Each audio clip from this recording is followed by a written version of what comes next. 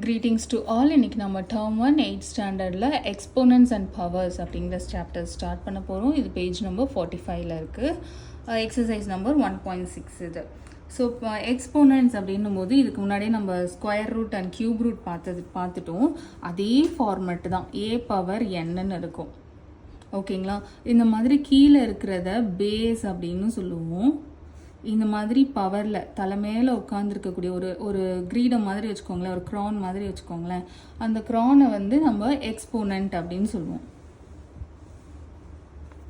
Okay, இது base, இது வந்து எக்ஸ்போனன்ட் அப்படின்னு அதுக்கு நம்ம நேம் கொடுப்போம். இந்த மாதிரி இருக்க நம்பர்ஸை எப்படி ஆட் பண்ணலாம், எப்படி மல்டிபிள் பண்ணலாம், எப்படி டிவிஷன் பண்ணலாம், சப்ட்ராக்ஷன் பண்ணலாம், இந்த கான்செப்ட் தான் இப்போ நம்ம லேர்ன் பண்ண போகிறோம். இப்போ நம்ம வந்து இன்டீஜர்ஸ் எடுத்துக்கிட்டோம்னு வச்சுக்கோங்களேன். எனக்கு சின்னதுலேருந்து நம்ம என்ன லேர்ன் பண்ணுறோம், புதுசாக நமக்கு நம்பர்ஸ் சொல்லி கொடுப்பாங்க. ஸ்கூல் ஜாயின் பண்ணதும் 1 2 3லேருந்து நம்பர் சொல்லுவாங்க. அப்புறம் அதை எப்படி ஆட் பண்ணலாம் சொல்லி கொடுப்பாங்க, மைனஸ் பண்ணுறது சொல்லி கொடுப்பாங்க, டிவிஷன் மல்டிப்ளிகேஷன்லாம் சொல்லி கொடுத்துருப்பாங்க.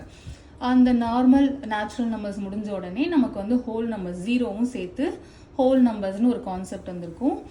அதில் வந்து அடிஷன் ப்ராப்பர்ட்டி என்ன, மல்டிப்ளிகேஷன் ப்ராப்பர்ட்டி என்ன, ஐடென்டிட்டி, இதெல்லாம் நீங்கள் படிச்சிருப்பீங்க, உங்களுக்கு ஞாபகம் இருக்கும். இன்வர்ஸ், ஐடென்டிட்டி, ஜீரோவோட முக்கியத்துவம், ஒன்னோட முக்கியத்துவம், இதெல்லாம் பார்த்துருப்போம் நம்ம. அதுக்கப்புறமா இன்டீஜர்ஸ் லேர்ன் பண்ணியிருப்பீங்க, நெகட்டிவ் நம்பர்ஸும் சேர்த்து. இப்போ நம்ம 8th ஸ்டாண்டர்டில் ரேஷனல் நம்பர்ஸும் லேர்ன் பண்ணிட்டோம். ஸோ நம்ம என்ன புதுசாக ஒரு விஷயத்தை கற்றுக்கிட்டாலும் அதில் நம்ம என்ன ஸ்பெசிஃபிக்காக லேர்ன் பண்ணுவோம்னா, அந்த நம்பர்ஸ் எப்படி ஆட் பண்ணலாம், சப்ட்ராக்ஷன் பண்ணலாம், அதனுடைய ப்ராப்பர்ட்டிஸ் என்ன, நமக்கு கால்குலேஷன்ஸ்க்கு எந்த விதத்துலலாம் அந்த ப்ராப்பர்ட்டிஸ் வந்து பிளெண்ட் ஆகி யூஸ் பண்ண முடியும் அப்படின்றது தான் நம்ம லேர்ன் பண்ணியிருக்கோம். ஸோ அதே மாதிரி தான் இந்த மாதிரி பவரில் இருக்கக்கூடிய நம்பர்ஸ்லாம் நமக்கு எங்கே யூஸ் ஆகுது, அந்த மாதிரி நம்பர்ஸை எப்படி ஹேண்டில் பண்ணுறது அப்படிங்கிறத இந்த எக்ஸசைஸ்னால் நம்ம லேர்ன் பண்ண போகிறோம். நம்ம ஆல்ரெடி வந்து நெகட்டிவ் நம்பர்ஸ் லேர்ன் பண்ணியிருப்போம் இல்லையா. பவர் எப்பவுமே ஈவன் இன்டீஜராக இருக்குது அப்படின்னா இது வந்து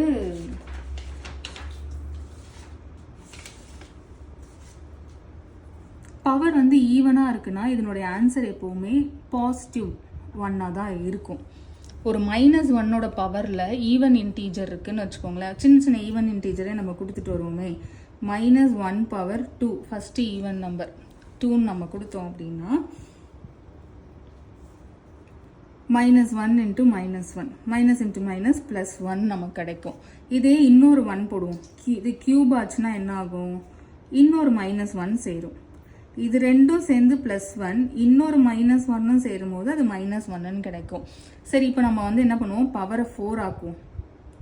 இந்த எக்ஸ்போனன்ட் வந்து 4 ஆச்சுன்னா இன்னொரு -1 சேரும் இல்லையா. இந்த ரெண்டு -1ம் சேர்ந்து ஒரு +1 கிடைக்கும், இந்த ரெண்டு -1ம் சேர்ந்து ஒரு +1 கிடைக்கும். ஸோ +1 × +1 நமக்கு +1 கிடைக்கும். எப்போல்லாம் இந்த பவர் நெகட்டிவாக இருக்கோ அப்போல்லாம் இந்த -1க்கு ஸ்பெசிஃபிக்காக -1க்கு நம்ம பார்க்கும்போது ஸ்பெசிஃபிக்காக -1ஓட பவர் வந்து ஈவனாக இருந்துச்சுன்னா நமக்கு எப்பவுமே +1 பாசிட்டிவ் தான் கிடைக்குது. -1ஓட பவர் ஆடாக இருந்துச்சு அப்படின்னாக்கா 3 1 5 இந்த மாதிரி ஆட் நம்பர்ஸாக இருக்கும்போது அது வந்து -1 கிடைக்கும். இதுதான் இந்த ஃபர்ஸ்ட் கொஸ்டின்.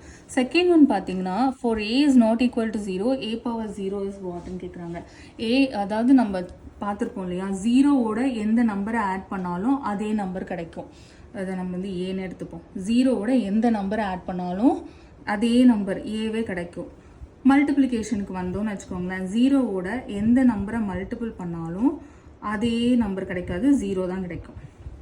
நமக்கு தெரியும் ஜீரோவால் ஒரு நம்பரை டிவைட் பண்ண முடியாது. பட் ஜீரோவை ஏதாவது நம்பரை டிவைட் பண்ணோம்னா anything 0 divided by anything is 0 always. அதே மாதிரி தான் இங்கேயும் ஒரு கான்செப்ட் என்னன்னா, எதனோட பவர் 0வாக இருந்தாலும் அதனுடைய வேல்யூ 1. ஏவோ 0வோ கிடையாது, 1.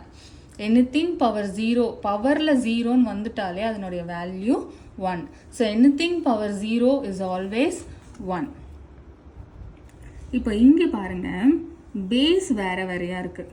இந்த 4 பவர் -3ல பார்த்தீங்கன்னா அதனுடைய பவர் வந்து இதனுடைய பேஸ் வந்து 4, இது பேஸ், இது வந்து இதில் பேஸ், இதில் எக்ஸ்போனன்ட் வந்து -3, இதில் எக்ஸ்போனன்ட் வந்து -3.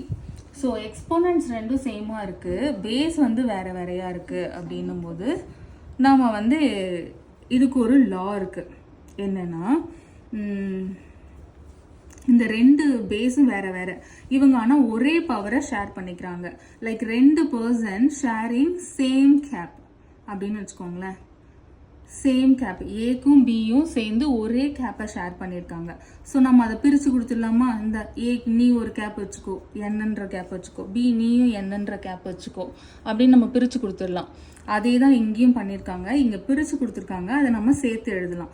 4ம் 5ம் சேர்ந்து ஒரே கேப்பை யூஸ் பண்ணுறாங்க.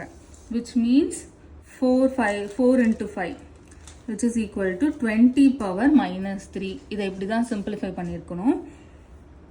ஓகே, இப்போ இங்கே பார்த்தீங்கன்னா இந்த மாதிரி ஒரு நெகட்டிவ் நம்பர் இருக்குது. ஓகே, நம்பர் நெகட்டிவாக இருந்தால் ஓகே. பவர் எப்படி நெகட்டிவாக இருக்கலாம்? பவர் நெகட்டிவாக இருந்தால் கொஞ்சம் அதை எப்படி சிம்பிளிஃபை பண்ணுறதுன்னு நமக்கு தெரியாதுல்ல, ஒரு கன்ஃபியூஷன் ஆகுதுல்ல. ஸோ அதை என்ன பண்ணலான்னா, பவரை வந்து நான் பாசிட்டிவாக ஆக்கணும்னா அந்த நம்பரை நான் அப்படியே 1/, அப்படின்னு ஃப்ராக்ஷனில் எழுதுனேன். நம்பரோட சைன் மாறாது, அதாவது 2ஓட சைனை நம்ம மாற்ற முடியாது. பட் இந்த மாதிரி 1/ன்னு எழுதும் போது பவரோட சைனை நம்ம பாசிட்டிவாக கொண்டு வர முடியும். +7 அப்படின்னு கொண்டு வர முடியும். 1 செகண்ட், +7 அப்படின்னு நம்மளால் கொண்டு வர முடியும்.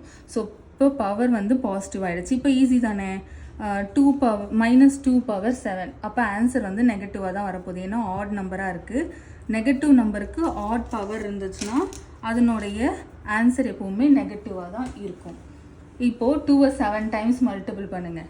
2 1s are 2, sorry 2 2s are 4, 4 2s are 8, 8 2s are 16, 16 2s are 32, 32 2s are 64, 64 2s are 128. So -128. 7 times 2-ஐ மல்டிபிள் பண்ணியிருக்கோம்.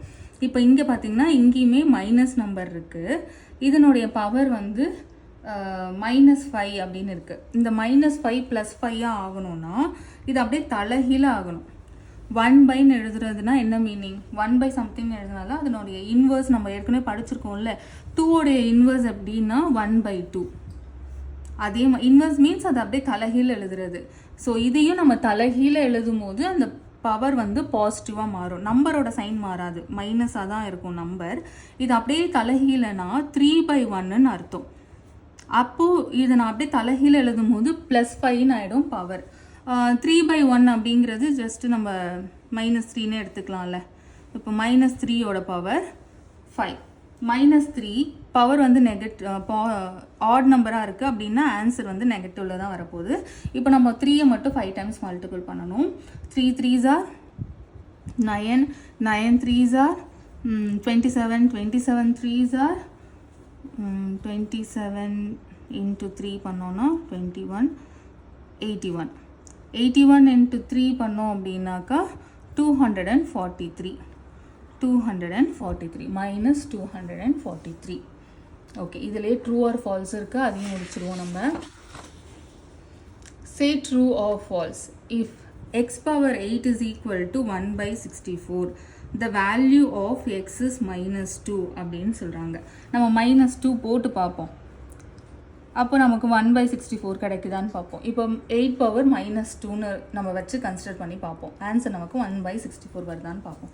இப்போ பவர் வந்து நெகட்டிவில் இருக்கிறதுனால அது பாசிட்டிவ் ஆக்கணும்னா அந்த 8-ஐ 1/, அதனோட இன்வர்ஸாக எழுதும் போது எனக்கு வந்து பவர் வந்து பாசிட்டிவாக மாறிடும்.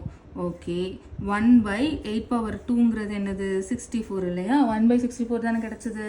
அப்போ இது ட்ரூ.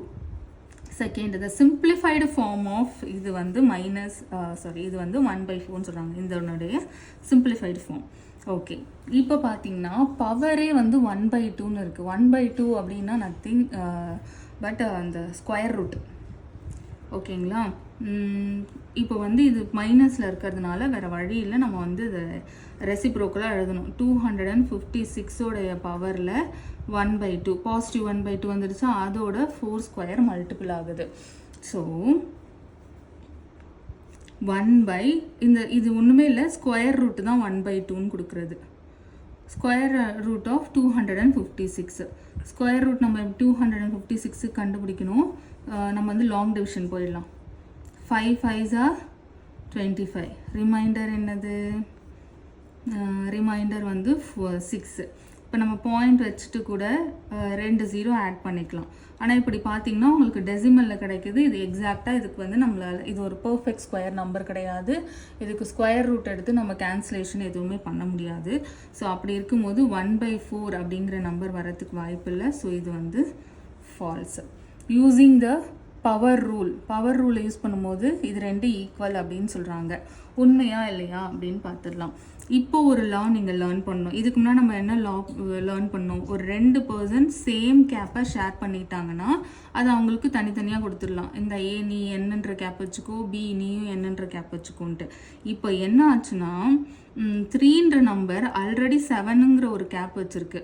ஸோ இதை நம்ம வந்து ஜென்ரலாக பார்ப்போம். ஏன்ற நம்பர் என்னங்கிற ஒரு கேப் வச்சுருக்கு. அது இல்லாமல் அந்த கேப் மேலே இன்னொரு கேப் போட்டிருக்கு. ஸோ இப்போ என்ன பண்ணலான்னா 2 கேப்பையும் மல்டிபிள் பண்ணிடலாம். இந்த மாதிரி இருந்தால் ஒரு கேப் மேலே இன்னொரு கேப் இருக்குது அப்படின்னா அது வந்து மல்டிபிள் ஆகிடும், n × m அப்படின்னு.